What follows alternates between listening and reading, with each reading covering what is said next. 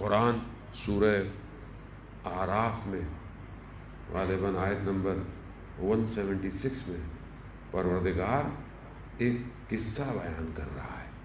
حضرت موسیٰ علیہ السلام کا رشتہ دار لگتا ہے، بلم بعورا، بہت بڑا عالم ہے، ہاتھ اٹھاتا ہے دعا پوری ہو جاتی ہے، ہاتھ اٹھاتا ہے دعا پوری. مگر اپنے زمانے کے ولی کے مقابلے میں آ گیا. کس کے بہرحال کہتے ہیں اپنی زوجہ کے کہنے پر، دنیا کے کہنے پر، بہرحال آ گیا.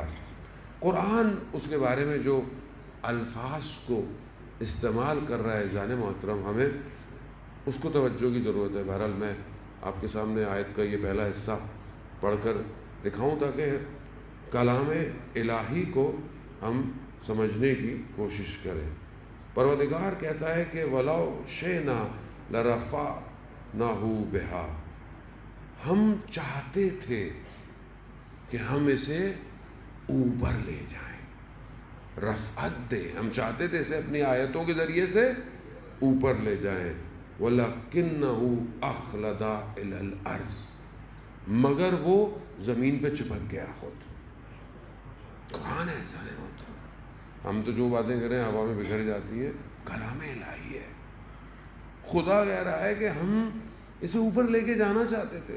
مستجاب الدعویٰ تھا، ہاتھ اٹھاتا تھا دعا پوری ہو جاتی تھی.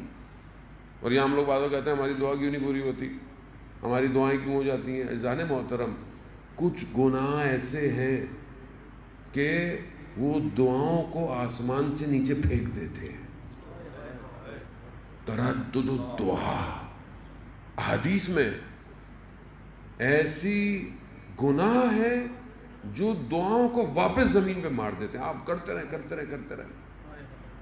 ہمارے استاد کہنے لگے کہ خاتون میرے پاس آئیں، ان کی بیٹی جو تھی وہ بے حجاب تھی بہت. انہوں نے کہا کہ مولانا صاحب اس کو کرے، کہہ رہا اس کا اخلاق اتنا برا تھا، اس کے سارے کام غلط تھے. تو پھر وہ خاتون غصے میں کہنے لگی آپ علماء حضرات کہتے ہیں کہ قبہ امام حسین علیہ السلام کے نیچے جائیں اور دعا کریں، میں تو وہاں جا کے دعا کی، یہ دعا میری قبول نہیں ہوتی.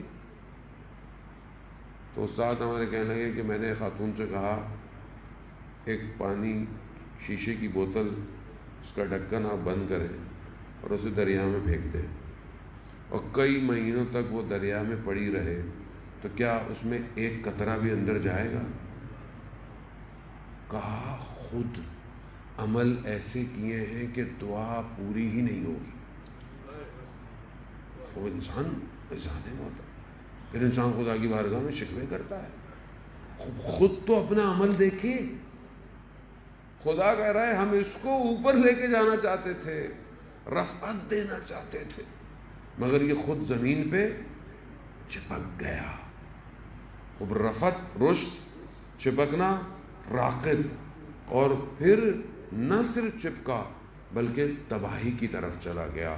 وَاتَّبَعَ هَوَاهُ، یعنی اس نے اپنی خواہشات کی اتباع کی، شیطان کی. ایک حصہ ہے، آیت کافی طولانی ہے، ایک حصہ ہے، تینوں سچویشن کو یہ ڈیفائن کر رہا ہے. ہمیں بھی خدا اوپر لے کے جانا چاہتا ہے.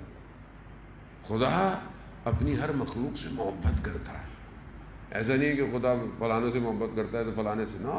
خدا کے یہاں رنگ اور نسل اور زبان اور خدا کی مخلوق ہے. خدا اپنی مخلوق سے اتنی محبت کرتا ہے کہ بہانے دیتا ہے اس کو، کہ ایک بہانے کے ذریعے سے بس اس کو میں معاف کر دوں، کوئی اس کو ایک بہانہ دے دوں میں. لیکن انسان خود اپنے حدود کو توڑنے کی کوشش میں، اگر مجھے میرے حال پہ چھوڑ دیا جائے میں برباد ہو جاؤں گا، کنفرم ہے. میں نے اپنا خود جو ہے وہ اپنا اسکین جو کرتا رہتا ہوں، اہل بیت کرم کرتے، اسکین کرتا رہے انسان، اپنے آپ کو اسکین کرنا چاہیے. میں نے دیکھا کہ اگر میرے حال پہ چھوڑ دینا خدا تو میں دوسرے دن برباد ہوں. یہ اس نے کرم کیا ہوا ہے جو مجھے بچایا ہوا ہے. میری غلطی کو مجھے دکھا دیتا ہے، شرمندہ ہو جاتا ہوں، یہ کیا کیا میں نے.